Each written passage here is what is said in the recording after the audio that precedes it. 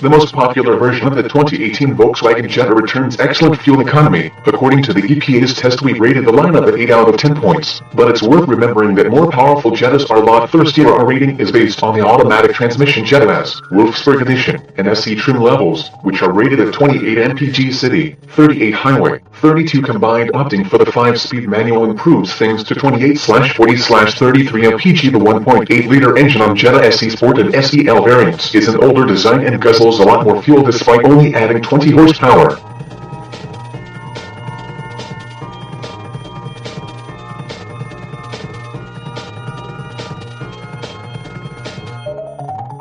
It's rated at 24/33/28 mpg with a mandatory automatic transmission. The Jetta GLI comes only with an automatic as well, but its much more powerful 2.0-liter engine is rated at a decent 24/33/27 mpg.